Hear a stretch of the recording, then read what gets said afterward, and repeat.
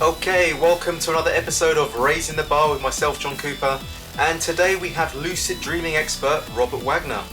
Robert is a past president of the International Association for the Study of Dreams and has for the past 10 years been co-editor of the online magazine The Lucid Dreaming Experience, the only ongoing publication devoted specifically to lucid dreaming. Robert frequently speaks on lucid dreaming at national and international dream conferences, workshops and college classrooms, and today we're going to be talking with him about his seminal work, Lucid Dreaming, A Gateway to the Inner Self. Hey, thanks, John. Happy to be here. Great. No, great to have you on. You're actually a mutual friend of ours, Caroline McCready. I think I've pronounced that right. I met her at a Lucid Dreaming workshop. We really connected, and we hung out a couple of times after. So. Yeah, Carolyn's a great lucid dreamer, and she helped me write the second book, Lucid Dreaming, Plain and Simple. Wonderful. Yeah. So my experience is I never actually learned how to lucid dream. I've always been able to do it since a kid, and I actually thought every kid did it. I thought everyone did it because I just thought it was just a natural part of dreaming, to be honest with you. I'm not sure why that is. I think maybe some people just have a knack for these things. But I also, at the time, even as a little kid, I did always used to question everything, question my reality, question my place in the world. I used to be very skeptical about, is this even a dream right now? So I think that really helped me kind of like pop me into the awake state whilst I was dreaming, But from reading your book, you talk about how actually it was a conscious effort of you from reading the Carlos Castaneda books that you started looking at your hand. And I think that's a very good place to start off, because if you start seeing like 10 fingers or something like that on one hand, then there's something off, right? Yeah, exactly. So I do recall having spontaneous lucid dreams when I was like 10 or 11 years old. Yeah. But when I was a junior in high school, so I'm about 17 years old at the time, I started reading a book called Journey to Ixtlan by Carlos Castaneda. And Castaneda, of course, was a UCLA graduate student who was studying psychotropic plants, back in the late 60s, early 70s. So he found this shamanic teacher, Don Juan. And in this book, Journey to Ixtlan, it's a fascinating book, and actually probably his best book. But in this book, Don Juan told Carlos that he could become consciously aware in his dreams by finding his hands. And there really wasn't a technique, and so I just created my own technique. So each night before I'd go to sleep, I'd just look at the palm of my hands for about 5 minutes. I'd just stare at them while constantly repeating in my mind, tonight my dreams, I'll see my hands and realize I'm dreaming. Tonight my dreams, I'll see my hands and realize I'm dreaming. Tonight my dreams, I'll see my hands and realize I'm dreaming. And then I'd fall asleep. The third night of doing this, I'm walking through my high school, and all of a sudden my hands pop right in front of my face, and I realize I'm dreaming. And when I realized I was dreaming, it was just like a total mind blow to realize these guys over there, they're just dream figures, and this wall that feels so cool and nubby is just dream stuff. And so I went on to have an incredible lucid dream. There's more to it, but that's how I got started consciously inducing lucid dreams. And that was back in 1975. So that was the same year that in England, in Great Britain, Keith Hearn found a lucid dreamer, Alan Worsley. But Keith Hearn wondered, well, how could you prove it? And so then Keith Hearn realized you could bring him into the sleep lab and have him signal with his eyes. And so it was that same year, I think it was April 13th of 1975, that Alan Worsley signaled in a sleep lab at the University of Hull that he is consciously aware. So anyway, the time was right for lucid dreaming. That's right. You talk about that in the book, and you said that he sort of made eight signals to the right with the right hand or something like that. And then did it actually show up on the what was it, the polysomnograph? What was it? Yeah. They have a rapid eye movement polygraph indicator that measures the eye, which way the eye is looking. And so Alan Worsley realized he was lucid dreaming, remembered that he's part of an experiment. He looked left and right 8 times. And that's such an unusual movement to see both eyes moving in synchrony, left and right 8 times. And it showed up, did it? Yeah, it showed up. That is incredible, because that is almost like bridging two different worlds together. I think that's absolutely incredible. It truly is. When you think that you can be watching somebody, but they're consciously aware within a dream, and they're signaling with their eyes. And even now, researchers are using this when they do scientific research. But like, let's say you bring the lucid dreamers into the sleep lab, you have them signal with their eyes when they're lucidly aware, and then sometimes they'll have them signal with their eyes when they're beginning the experiment, and then they'll signal with their eyes when they're concluding the experiment. Wow. And so then they can get, they know that piece of data in between, I'm starting the experiment, ending the experiment, that all that data in between there, represents what they were looking for in the experiment. It truly is mind blowing. That is actually mind blowing to think that you can connect the two realms in that way. I mean, I just find that fascinating. I actually wanted to talk. So when I connected with you, I sort of said to you on an email, I said, look, would it be okay if I could reach out to you in a lucid dream? I know that you're kind of into that. You've often suggested that to people from your book. So I'd like to tell you what some of the things that came up, if that's all right. Oh yeah. So that evening, I had a lucid dream, and I became lucid, and I was in a school, and I saw a dream character. He was like the sort of the core dream character, and I just went straight up to him, because when I become lucid, I realised that maybe I only have a minute to act. So I'm kind of like, I have to be very kind of like, right, let's make the most of this. So I just went straight for the nearest dream character, and I said, please tell me what you can about Robert. And he was a sort of, he was almost like a 40-year-old doctor sort of vibe. He had that sort of, or teacher vibe about him, very calm and collected. I said, what do you know about Robert Waggoner? And he said, he's a very charismatic guy.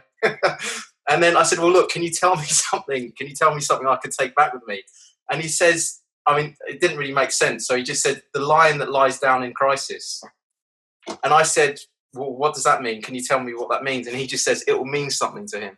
So I was like, okay, all right. So at that point, I didn't know whether to stay lucid, but I thought what I'll do is I'll wake myself up just to kind of like not jot that down, Right. But then in the process of waking myself up, I actually didn't wake myself up. I kind of went into another part of a lucid dream, if you like, where I thought I was kind of awake or something, Yeah. And then I thought, well, shall I wake myself up or shall I continue this lucid dream? So then I asked another guy about you. And then he started to tell me, I don't know, it wasn't really making much sense. He mentions something about cowboys or something like this. And so I asked him again, I said, that doesn't really that sounds like waffle. Can you tell me that again? And then he gave me some other kind of bit of information that didn't really make sense. I just thought, I feel like I'm losing the integrity of this message. So I thought I'll wake myself up and write down the first one. So I wrote, because if I left it too long, I might have forgotten the first quote, and I didn't want to lose that. And anyway, the next night I was in the dream, and I thought, I'm actually going to call for you. I'm going to actually ask to see you in the dream. So I called for you, and I was lifted off the ground, and I have this thing when I set an intention, I often come off the ground and I float towards what So it was like a summer holiday. It was like round a beach. There was almost like a cliff face. We're walking around this sort of cliff, and then I call for you, and I float around 10 to 20 feet around, and there you are. You've got like big hair, like curly hair, and you've got the glasses on. I don't know if that's like my interpretation of you or not. And I said, I said, could you tell me something about Robert that I wouldn't know? And then you said to me, you said, I'm in a band. And I say, what band? And I said, that doesn't sound right. And I said, well, tell me specifically the name. And at this point, the dream Robert couldn't answer the question, and I felt as though I started to lose a bit of faith in that. I felt it was a figment of my imagination at this point. So this often happens when I'm in a lucid dream and I start talking to the dream characters. I start to really probe them, and if I get the sense that it's like my imagination, I lose a bit of interest. So I say to dream Robert, I said, so I'm not convinced that I feel like this is an avatar from my own imagination. And you said, okay, test me. I said, okay, what's your mother's maiden name? And then you went, and I went, sorry, I'm gonna have to leave. This is me. This is not you. This is not Robert. This is not the real Robert. So I kind of, I sussed it out, if you like, and I lost a little bit of faith. But maybe I should have stuck with it anyway. But I left with a bit of disappointment at that one. Yeah, my mother's maiden name begins with ah. I'm not going to tell what my mother's maiden name is, because it's oftentimes a password involved. I know. Yeah, so that I don't want to be any passwords or anything from you. I just wanted to really test the dream character and like put him on the spot to see whether we were having this non-local experience, or whether it was just like a bit of being thrown up from my imagination. And so that often happens, and I do often leave with the result of it being, the outcome of it being, is actually my mind projecting it, which is a shame. And so I don't know if you have any comments on that, and also, like, you know, the kind of these non-local experiences. Right. I did want to ask you again. So in that first one, Yeah. so the guy says, "Oh, he's very charismatic," and then he had some other comment. Yeah. The So the sorry. line, Yeah, the he says line, the lion that lies down in crisis.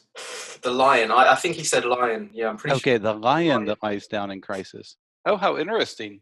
Wow. And I said, Well, well, what does that mean? And he says it will mean something to him. yeah, yeah. Well, So no, I that's don't know. really I don't know. I mean, I don't even know why I would imagine I would come up with that. You know what I mean? yeah. So I have no idea. So That's quite clever. Then the next the next one started mentioning something about cowboys and stuff like that. cowboys, and it just really wasn't making sense. And so how I like to test the dream characters is I'll ask them to say that, and then I'll ask them to repeat it. And often, like, they don't repeat it; they'll come up with something else. Right. And in my experience, what the lucid dream experience, when you're talking to dream characters and stuff like that, it's almost a little bit like a 3 or 4 year old child response. You know, I find it's kind of, you know, it's very impulsive. It doesn't really make a lot of sense. You know, it kind of reminds me of my little 4 year old nephew. You know, that's the kind of response that I get. So I often try and, like, ask them to repeat it. And every time they repeat it, it's like something different comes up. And so I'm like, well, which one do you want? You know, so.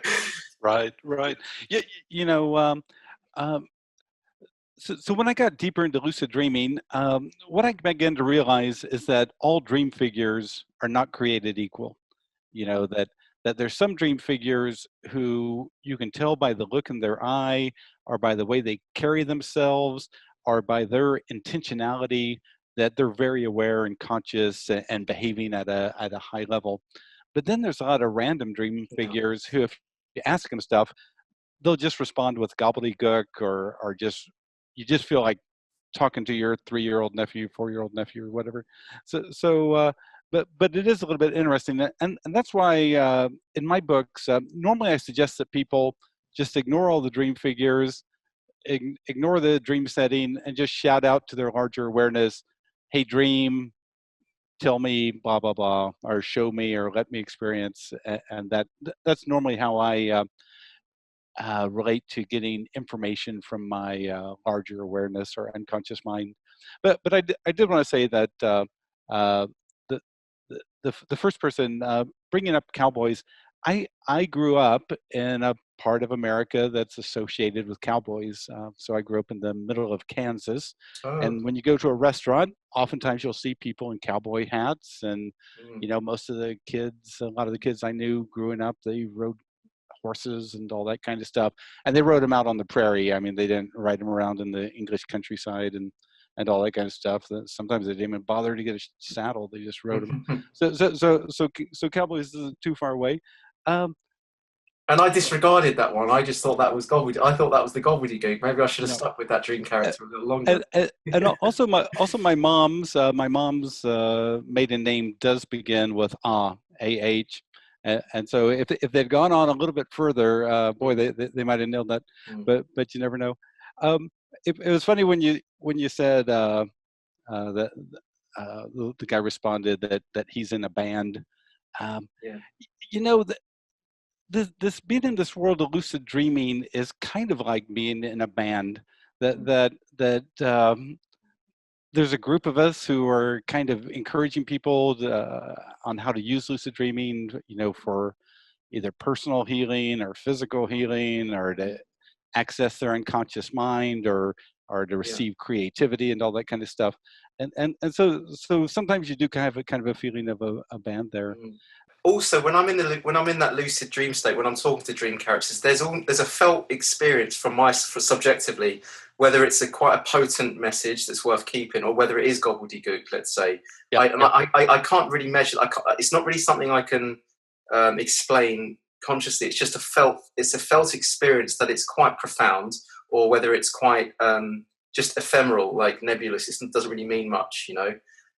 Sometimes I find that the lucid dreams are at their most potent if I can get them in the middle of the night, they tend to be more visceral. Whereas the lucid dreams when I'm napping, or when I've woken up and I go back to sleep, and that's when I can guarantee lucid dreaming, I guess, when I sleep in and nap a bit longer.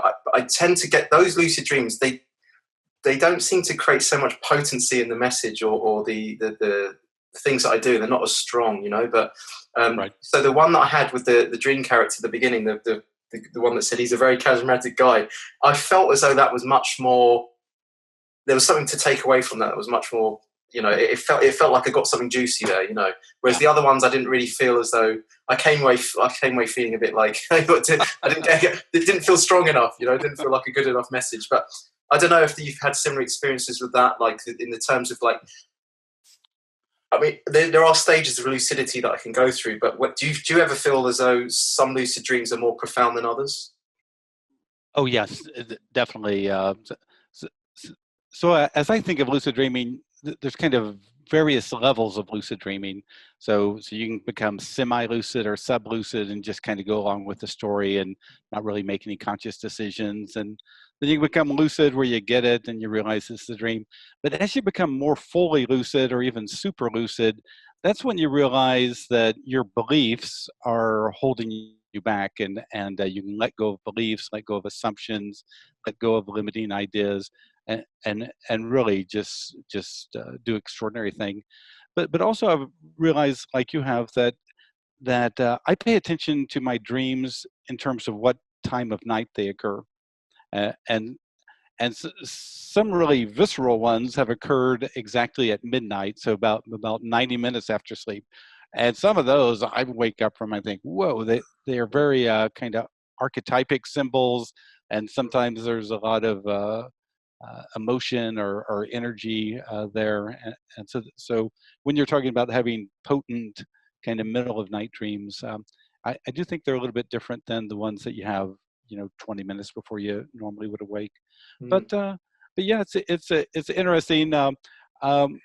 One thing that I do have to say about in my first book, I have a chapter on mutual lucid dreaming, and share some experiments I did with some friends about trying to contact each other while mutually aware.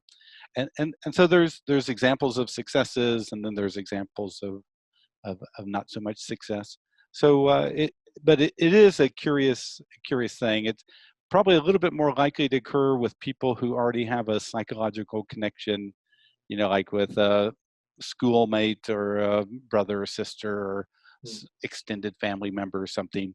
I mean, there's someone who might meet you in the dream state, pass on information that you can validate in the morning, and do that kind of thing. So you do believe that there is, for some people, an ability to connect into a sort of a universal field and share sort of, you've had experiences of that, or people Oh yeah, without a doubt, without a doubt. I'm part of an organization called the International Association for the Study of Dreams. And so it's about a third scientists who study dreams, about a third therapists who work with dreams and psychological therapy, and then about a third just dreamers and lucid dreamers who are just fascinated by the topic and like to get together at the conferences.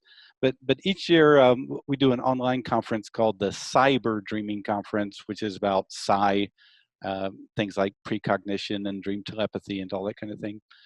One contest we have is a precognitive dream contest. And so what you're supposed to do is dream about an image, photo, or object that's going to be selected 3 days later randomly by a computer from a group of like 200 photos and images that only one person has seen. And when you start, and so everyone has to submit theirs, it's all time stamped on the thread. And when you see how close some of them get to the randomly selected image at the end of this, it really makes you think, wow, can you really kind of move through time and space and unconsciously pick up information about a randomly selected future event? So those kind of things, and also connecting, getting information from people that later you can validate. I think it happens all the time. I remember being interviewed by this one guy who was doing lots of lucid dream interviews, and he told me how lucid dreaming saved his life. And I asked him, what do you mean? He said that when he was a little kid, his 14 or 15, his mom develops cancer. And then when she's like 17, or when he's 17 or 18, she passes away from cancer. And so he said he was so angry at God and angry at the world that when he left high school, he became a bouncer at a bar. Mm. And he said he liked to be a bouncer at a bar because he could legally beat up people, you know, drunks who refuse to leave the bar. I mean, that's how much anger and kind of inner rage he's suppressing. And then he said about 2 years into being a bouncer, he had a lucid dream one night and he saw his mom. And he realized, wait a second, mom's dead. Oh, this has to be a dream. And in this lucid dream, his mom told him that some friends of theirs had something to give him that the mom had left with the friends to give him, and that he should find these friends and reach out to them and get what she had left for him. And he wakes up from this lucid dream and he thinks, maybe it's just all BS, but I'll contact these people. Contacts the people. They said, oh my God, we've been waiting, you know, a year and a half now to give you this. We didn't know what happened to you. You fell off the face of the earth after your mom died. But yes, your mom gave us this particular thing to give you. And the guy said that was the moment he realized there's something more going on here. And if there's something more going on here, then maybe he should get his life together and all that. And so he got his act together and ended up being a very prosperous businessman.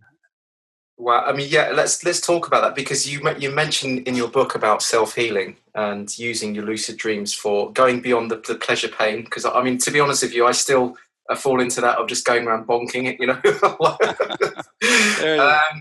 I'm sorry, I put my hands up to that.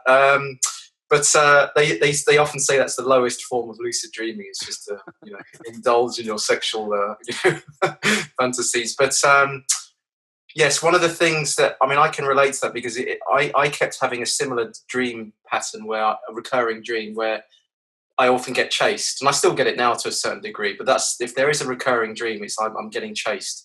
And I remember reading in your book, to stop, turn around, and face this person.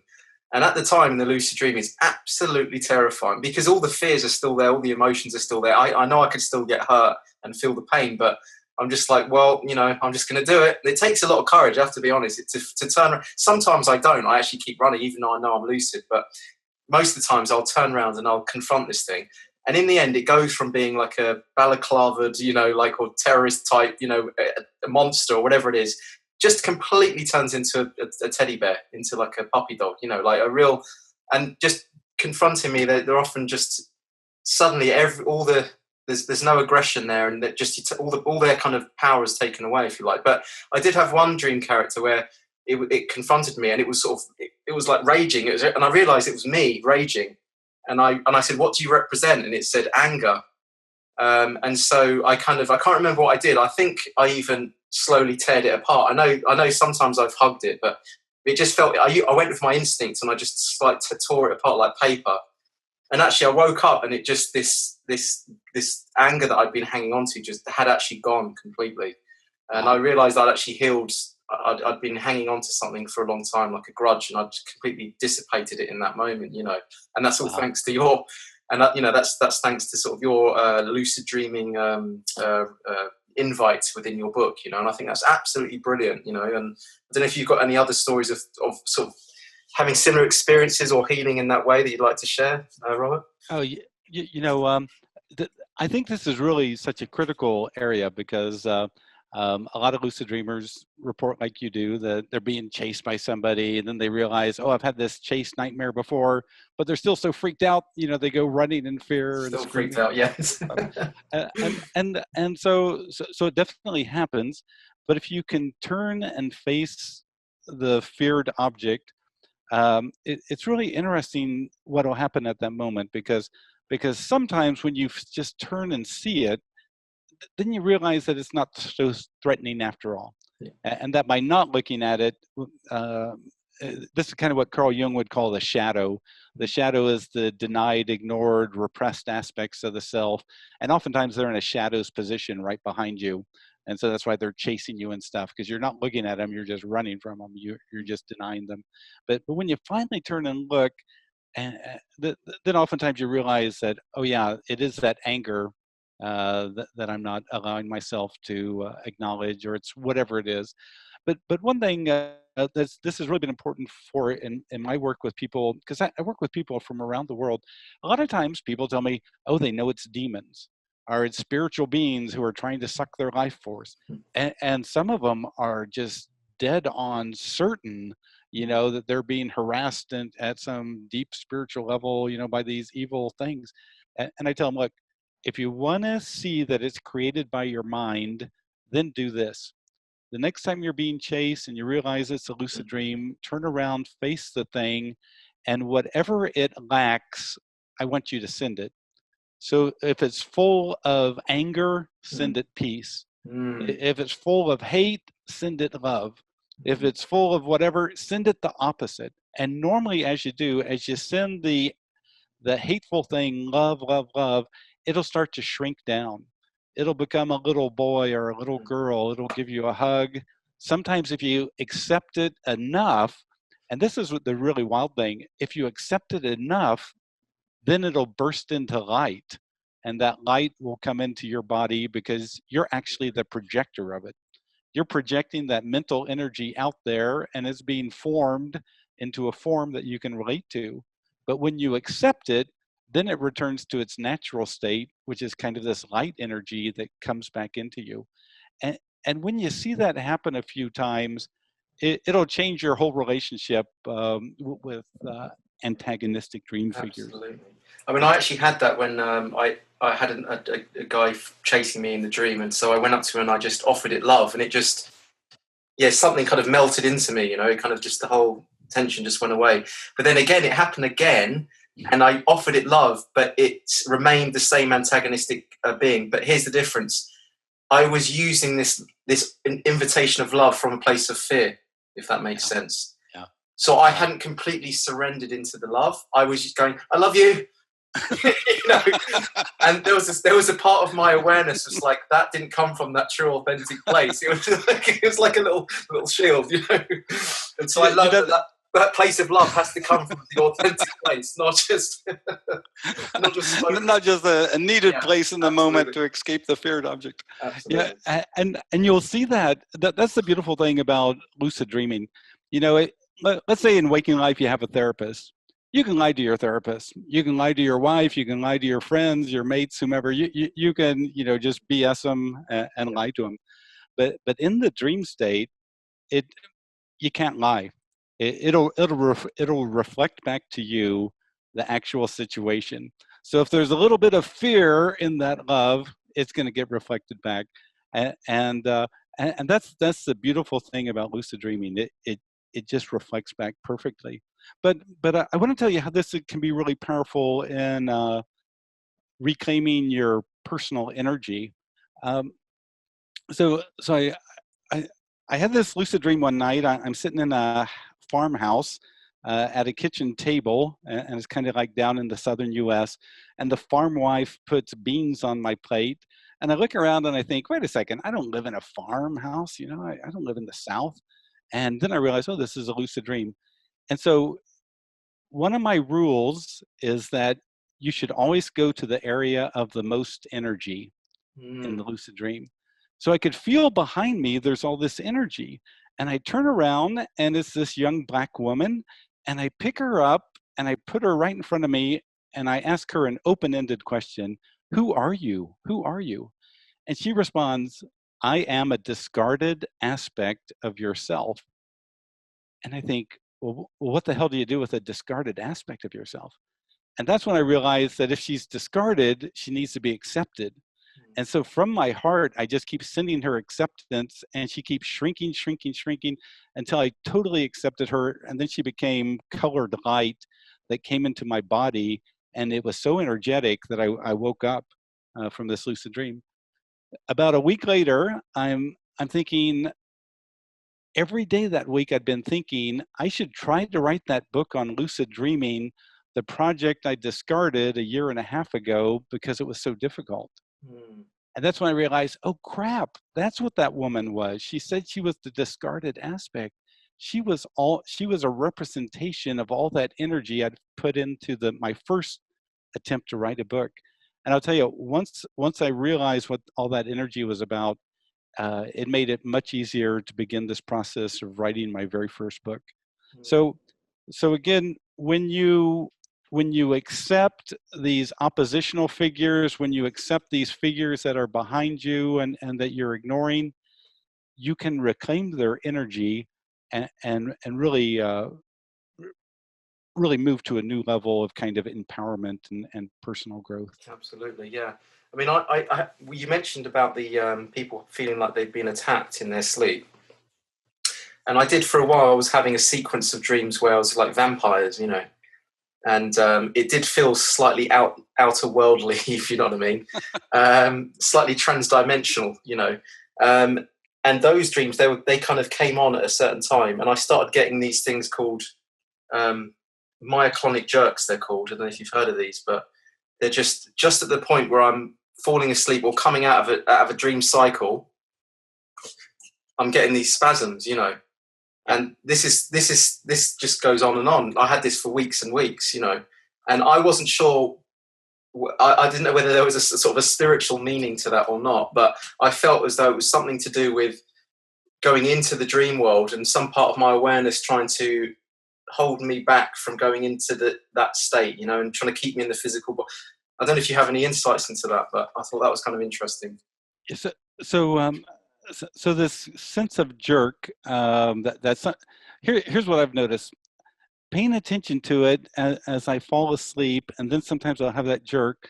Oftentimes I notice that inside my mind, it's like I'm trying to make a step, like I'm stepping down and there's a jerk to it. And I'll tell you, here's my personal opinion. What's happening is you're moving levels of consciousness. You know, kind of like when you shift from first gear to second gear or second to third gear, it's like you're moving to kind of a different conscious awareness level. And sometimes you have that hypnagogic jerk, Yeah. or mechanic jerk. And I think that's what it's all about. You're shifting levels of awareness. Yeah, so that was kind of interesting. It actually got to the point where I was lucid dreaming so much that I wasn't actually feeling like I'd rested in my dreams. So I actually had to spend a few weeks setting the intention of not lucid dreaming and just being non-aware, if you like, just to feel like I've really hit that nice deep sleep. Because I feel as though when I'm lucid dreaming, I might be activating I don't know if they've done any MRIs, but I feel like I'm activating maybe the prefrontal cortex. I'm not sure. But in a really deep, relaxing sleep, I'm probably more in my brainstem, you know, or something like that. I don't know. But so I had to set the intention. So please just let me just set the intention of just a good night's sleep. Yeah. You know, if there's anyone else out there like you who's listening, what I would say is, if you're having that kind of experience, you're having so many lucid dreams that you feel like you're really not feeling rested or whatever when you wake up. Here's what I would do. When you become lucid tonight, just announce in the lucid dream to your unconscious or subconscious mind, when I wake in the morning, I'll feel completely rested and full of energy. And then you can go on and have 3, 4, 5 lucid dreams or whatever. But when you wake up in the morning, your unconscious will have heard that request, Wow, and that's you'll wake nice. up completely rested and full of energy. But you know, that does remind me of something else. So so so we're kind of talking about how dream characters or dream figures could oftentimes represent projected mental energy and all. I started playing around with this a long time ago, when I started 20 years ago, when I started having these thoughts. And here's what I would do in some lucid dreams. In some lucid dreams, I would stop. I would realize the entire lucid dream is projected mental energy. It's coming from myself and my larger awareness. And then I would use Tai Chi movements to call the energy back into me.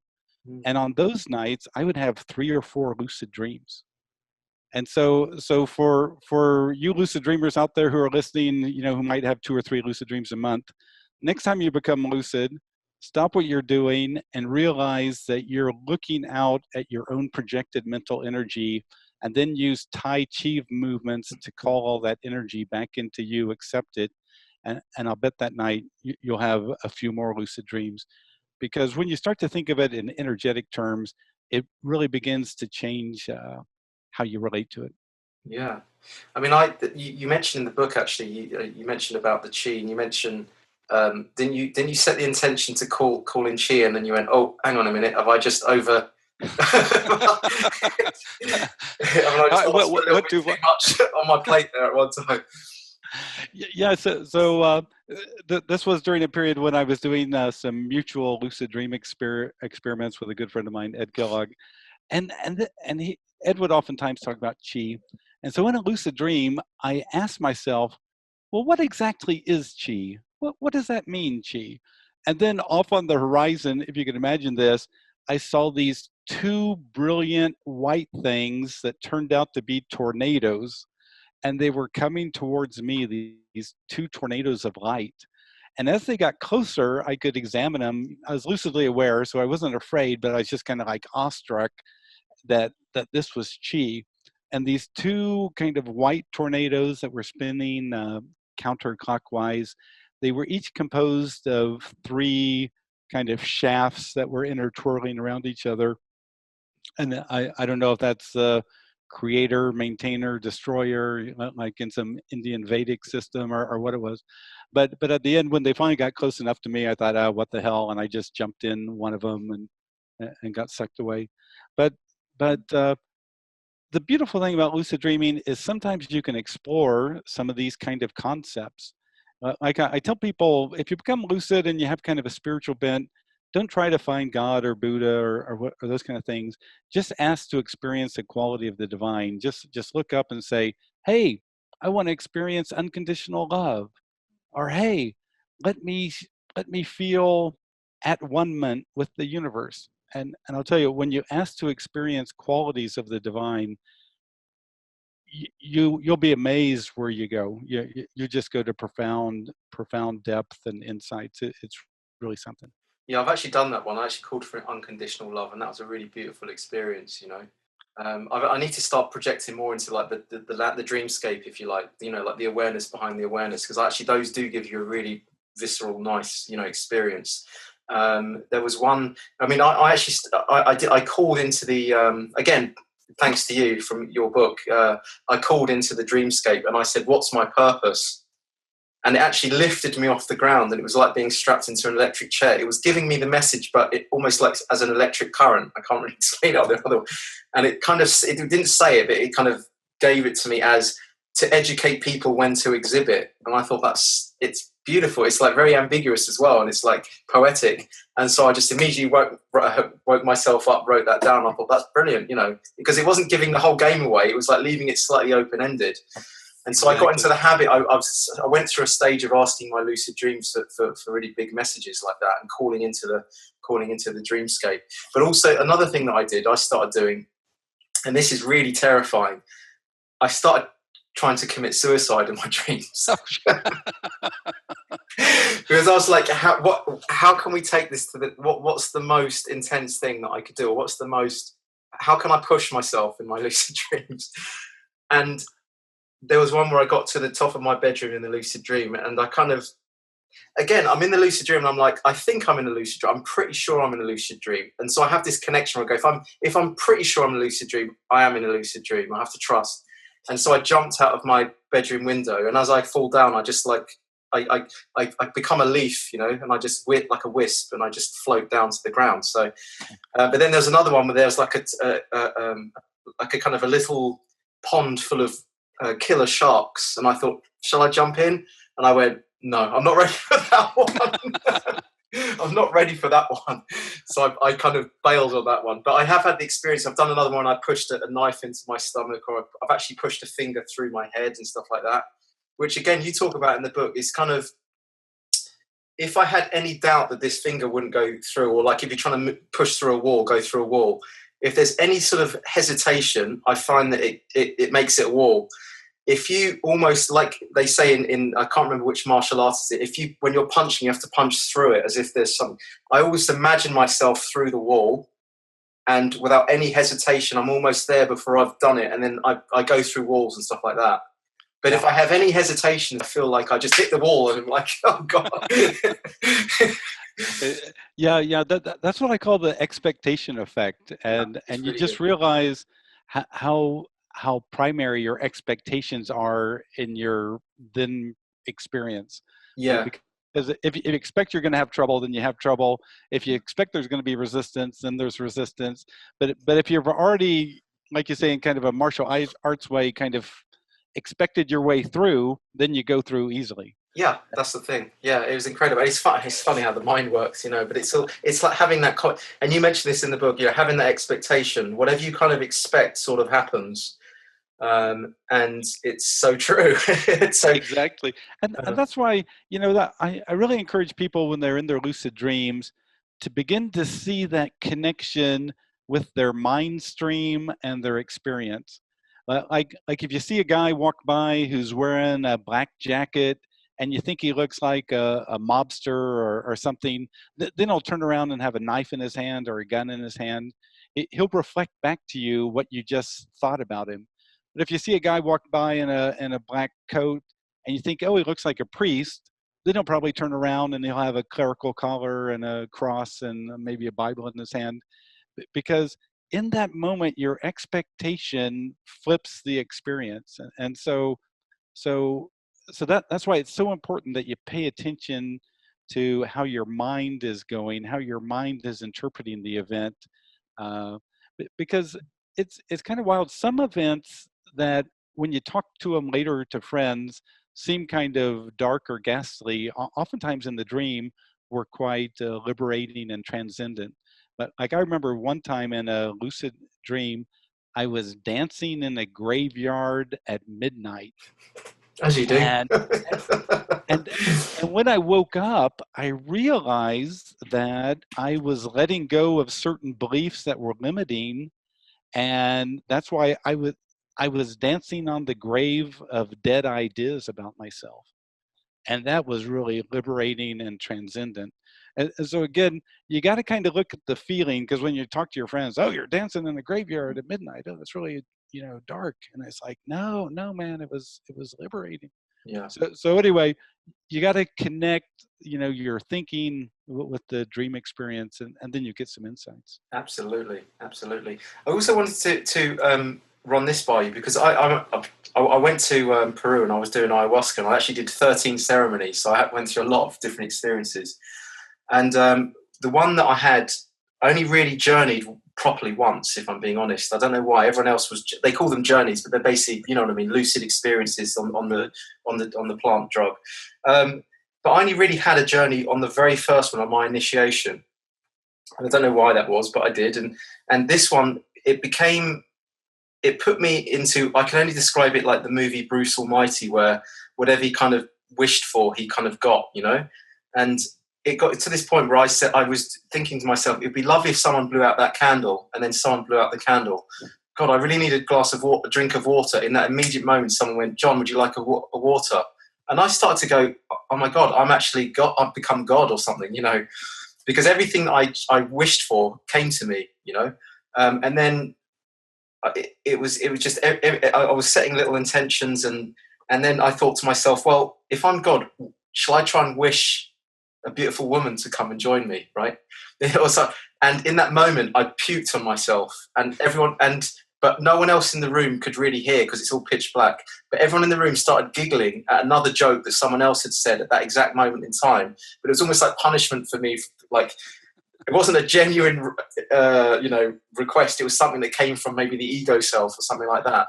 But it was amazing how all these synchronicities were happening at the same time. It was almost like I had a narrative and they all had a narrative, but for some reason I was drawing all the data from that room to create my narrative. And I was convinced that I was, by the end of that ceremony, that I was Jesus dying on the cross, basically. And they were laying me down. They even stretched my arms out wide like that. And I was convinced that I was dying, But in the end, they were just, in their narrative, they could just see I'd had too much, and they were just trying to relax me. It was very, very crazy. But I wanted to ask you about that because I had a dream where I was on a train and there was a guy there, and he had a rucksack, and he looked like he was a terrorist. And this went on for a minute or so, and I was looking at this terrorist, and then in the end he brings out one of those like the cartoon sort of, the handles, and then as he pushes this thing down, suddenly there's an explosion. And then as I wake up, my housemate had just come in through the front door, and he had just shut the door. And I was like, well, how did my dream know to build up that whole sequence of 5 minutes? And then it ended with that big bang. Like, how did my dream know to create that whole storyline ending in that bang? So I've then started to wonder whether the dream actually got rolled backwards in a quantum sense. It didn't happen in linear human time. It was actually, the bang was what created that story, and I remembered it backwards. And I know that this is going to sound a bit bonkers, but maybe you're the only one in the world who might be able to understand me right now. And I'm just wondering whether these dreams actually happen in sort of linear time, or whether it kind of collapses into this almost like the collapsing the wave function in quantum terms, and there's no such thing as time, and then we remember it in a certain order. Sorry if that's a bit I went on there. Yep. Yeah. So for me, as I went deeper into lucid dreaming, I came to the view that we exist in an interconnected oneness. Yeah. And so just to help kind of people understand, so I taught myself how to lucid dream in 1975. And then it was in 1985, I was part of a lucid dream group. And that's when I discovered that there's an awareness behind the dream. So you can ignore all the dream figures and ignore the dream setting and just shout out, hey, dream, show me something important for me to see. Or, hey, dream, show me something funny. And then things will change. Sometimes the entire lucid dream, sometimes just part of it. But then it was 10 years later, I began to see that the lucid dream seemed a co-creation of my beliefs, expectation, focus, intent, along with my larger awareness. And that seemed to be what was the co-creators of the lucid dream experience. And that seemed it's also the co-creators of the dream experience. And then I began to realize that, oh crap, that is co-creating my waking experience. And when I got there, that's when things really started getting wacky, because I began to, just like you're talking about in your ayahuasca experience, I began to realize how my mind was connecting with events that were occurring in my waking life in that moment, and just how it was all part of an interconnected oneness. And then finally, it got kind of a little bit really wild. I'd fall asleep at night, and the entire night would be nothing but blue light. And I remember the first time that happened, I woke up and I thought, well, crap, what do I put in my dream journal? Blue light? There's no me, no action, no symbol, no anything. It was just blue light. And I remember one time I went down to my breakfast table, and my wife was there, and she looked at me and she goes, Robert, what's happening to you? And I said, why do you ask? And she said, last night I woke up and looked at your face, and I've never seen anyone in such incredible bliss before. What's happening to you? And I said, well, I'm trying to understand the actual nature of reality, and I'm having some pretty far out experiences. But it was one of those nights of the blue light. And then things went on and on until finally a non-dual experience occurred. But after that, I realized that all of this, and I'm not making this up, we're part of an interconnected oneness. And so in this book that I wrote with Carolyn McCready, in the final chapter, I give everyone a technique that you can use to show that right now you exist in a dream. And so what does that mean? That's kind of Dream Yoga 101, all this a dream. Well, what do they mean? What they're really trying to say is all of this a mental construct, a construct of the mind. So in that final chapter, here's the technique that I tell people to do. Find a characteristic within yourself that you feel very neutral about. It's so blasé, you don't even think about it very much because you're just neutral about it. So let's say it's your sense of humor. You're not really funny, but you're not unfunny. You're just kind of right there in the big middle. You're really neutral about how funny you are. And so then I tell people, do this. energize that neutral belief. So about 10 times a day for 1 minute, just see yourself as the funniest person in your city or the funniest person in England or wherever you live. Just, I'm the funniest. People love me. Imagine people laughing whenever you say anything. Just do it for 1 minute, because that's about as long as most people can concentrate. Do it 10 times a day. And I'll tell you, by day 4 or 5, if you do it day after day, day 4 or 5, you'll be in the checkout lane at the market and you'll say something and everyone around you will burst out laughing. And you'll go, shit, I haven't told anybody about this, that I'm energizing this belief, but people are responding to it. And you realize it wasn't even funny. What I said wasn't even funny, and people. You can do this on so many different levels, you'd be amazed. But the great thing about doing it on a neutral belief is you can energize it, energize it, energize it, and there's no negative belief to kind of counteract its potency. You can just empower. And I'll tell you, I had a woman do this in one of my online workshops. So she said she was like 53 years old, lived in Bermuda, told herself she's the most attractive woman in Bermuda. There's never been a more attractive woman than her. She was the goddess of all the Bermuda women. She said on day 4, a guy in his 30s asked her for her phone number. She said she was wearing, some torn shorts and a beat up t-shirt, and she hadn't washed her hair or anything. And she said the first time in 25 years somebody had asked her for her phone number. She said she had to stop, because she realized that as she empowered this belief, she was actually projecting it out there, because we exist in this interconnected oneness. But anyway, so I'm with you on your ayahuasca experience, and I'll tell you, if you play around with this idea of energizing a neutral belief, then you'll see that right now, even as we speak, we exist in this interconnected oneness, and that we do exist in a dream, in the sense that we exist within a mental construct. And if we want to change our experience, then we have to change what our mind is thinking, believing, feeling, intending, in order to make that all happen. Yeah, very good. So would you say you do that in the lucid? You do that in the waking state, just to clarify. Yeah, you do that in the waking state, but you could do it in the lucid dream as well, couldn't you? Yeah, right, exactly. And actually, you do it in all experiential areas. I don't think there's an area that you do. So I want to tell you how this can play out. So about 15 years ago, my wife and I were floating down the Grand Canyon, down the Colorado River. And so you get on these boats, and for 7 days you float down the Grand Canyon, and you sleep out under the stars. And being away from technology and cell phones and TV and all, you really get back to really a natural state. And I was having incredibly intense dreams and lucid dreams and all that kind of stuff. But anyway, so one day we stop at this Havasu Creek, where they have this beautiful waterfall. And so the guides on the boat tell us, oh, everyone get up and go up this trail about a mile, and you'll get to this beautiful waterfall and everything. So my wife and I help this elderly woman, and we get up and stop about a half mile down the road in the creek. And we're laying in this creek, and the water's just silky and beautiful. And because I know we exist in an interconnected oneness, I reached out to the canyon, and in this meditative state, I said to the canyon, so canyon, what do you have to say to me? And the canyon responded, I heard as clearly as you talking to me, I heard, get out while you still can.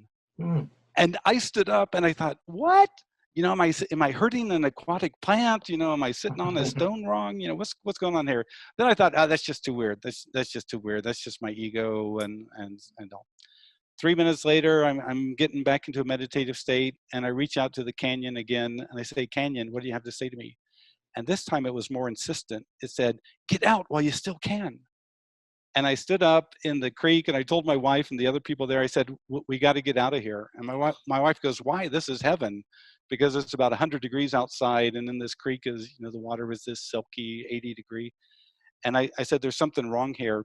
And then that's when I looked up, and we're kind of in a slot canyon, and I look up, and there in a little corner of the slot canyon, I can see just the darkest dark of a cloud, that there's going to be a thunderstorm.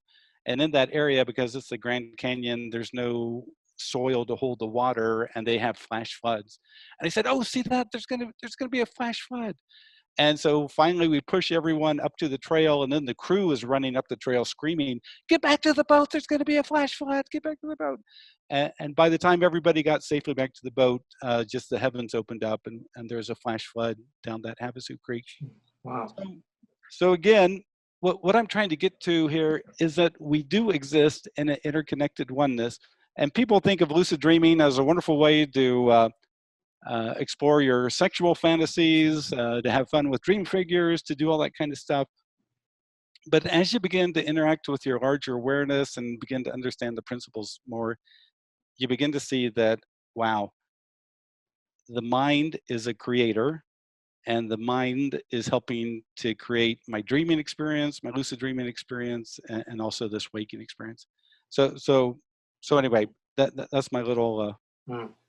That's fantastic. Yeah, it really does evoke the creativity. I've noticed that, and it's sort of like, wow, did I create that? It's like I'm creating and participating at the same time. I just find it's just the mind's incredible in that way. And actually, but one of the things I wanted to mention, again, leading into your book, is that a lot of the insights that you mention in the book, I started to look at these and think, that's actually really good advice for your life. Because if we live in this dream state where we're both the participators and the creators, what's to say that we're not that on some level in our waking life as well? And I was reading some of the stuff, and I was highlighting some of the stuff you were writing. I was going, that's actually, I'm going to set the intention. I'm going to set an intention. I'm going to have a sort of certain expectation for it, but I'm going to also let go of the expectation. I'm also going to trust in the experience. And it's almost like, that's almost like great spiritual messages for your waking life, not just for the lucid dream. It's almost like the lucid dream's like a microcosm of the macrocosm, and your waking life's a more spread out version, where the intentions and reflections take a lot longer to sort of manifest, and where in a lucid dream it can happen like that. But some of the stuff you were saying was actually, well, I'm going to apply that to my life. Right. And that's what I call living lucidly. When we start to take some of these ideas that we discover in the dream state and the lucid dream state and bring them into our waking lives, then we start living lucidly, and you realize that it works in both places. But you're right, in the physical world, things are a little bit slowed down and dumbed down a little bit. And in the lucid dream state, you can see them happen instantly, and so you can play with the principles.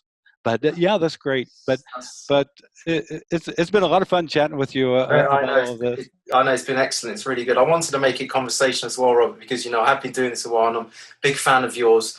And if we can now, I'd just like to, Robert, which book would you like to recommend? Because I would like to say to the audience, the one that I've been reading, and I keep going back to. It's almost like a little Bible for me, the Dream Bible. But it's the book is called Lucid Dreaming: Gateway to the Inner Self. You wrote that in 2013, I think, 2012, 2013. It actually came out in 2009. Oh, yeah. Did it really? Okay. Yeah. Apologies. Yeah. So that's, I just want to say that one is absolutely brilliant. I really recommend people to read that. It's really well written and very accessible. Thanks. I hear from a lot of people who read it that they begin to have spontaneous lucid dreams. Just reading it, they get so caught up with the ideas that they begin having spontaneous lucid dreams. So yeah, lucid dreaming: Gateway to the Inner Self. That's for people who are already into lucid dreaming and want to take it deeper. But if you're just brand new to the whole subject and want to get involved in the game, then the book Lucid Dreaming: Plain and Simple, which is the book I wrote with Carolyn McCready. It gives you all the tips and techniques, tells you how to have a long lucid dream and how to respond to some of the interesting situations that might occur. That's perfect, because there might be people listening going, that sounds great, but I've never had a lucid dream. It's like we're going into sort of the depths of it all. But that's because it's quite exciting when you meet other lucid dreamers and sharing the insights and stuff. It's kind of, you almost don't want to go back to square one when you're having this conversation. But there is even stuff that's for beginners in that book that I mentioned about the Gateway to the Inner Self that you wrote. There were little tips in that. But if you are just starting off lucid dreaming, I would recommend going for that book that Robert just mentioned there. And yes, that's all for today for Raising the Bar with myself, John Cooper, and the wonderful Robert Waggoner. I'm sure we'll probably get you back on at some point, or we'll connect in a dream or something. there'll be more conversation to be had on certain dimensions, I'm sure. But until then, Robert, I'd just like to say thank you so much for coming on, and we look forward to speaking to you soon. Good enough. Thanks, John.